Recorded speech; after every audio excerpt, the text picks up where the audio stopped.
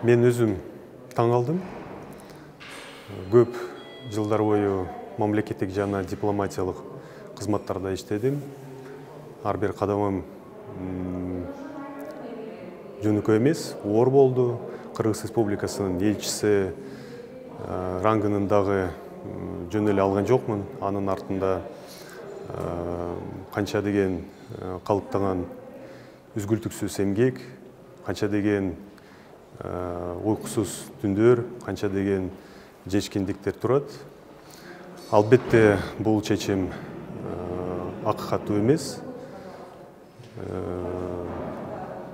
Кандай болсо да элдик дипломат, элдин уулу болуу мен үчүн эң жогорку макам. Чыңгыз Азаматович, кечээ күнү ушундай 16 активист, азыр 22 активистке чейин өзгөрүлүп кетти. Ушунча активист кармалды. Жанагындай массовый беспорядки менен деген оор берене менен азыр мындай айып кылып атышат. Ошого көз карандыңыз. Кечээ күнү болгон окуялар өтө өкүнүчтүү. Саясий куугунтук мамлекетибизде болуш керек.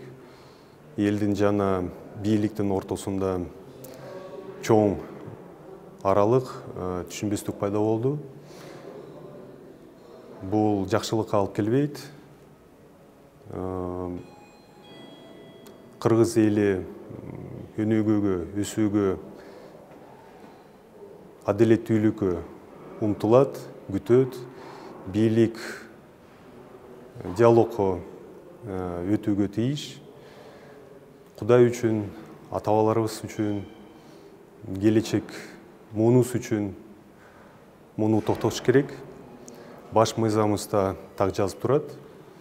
Кыргыз Республикасынын эли мамлекеттик бийликтин жалгыз булагы. Кемпирабад боюнча позицияңызды дагы так айтып койсоңуз, бир маалымат боюнча 65-жылы берилип кеткен деп атат. Экинчи маалымат боюнча берилген эмес, биздики калган боюнча. Сиз көргөн документ боюнча эмне деп айта аласыз? Мен бардыгын айтып бердим. Позициямдан тамайбайм, кетпейм, бекем турам. Кагаздар боюнча мен бардыгын айттым биздин жалпы жыйыныбызда. Сунуш бар эле, мен бийликке айттым.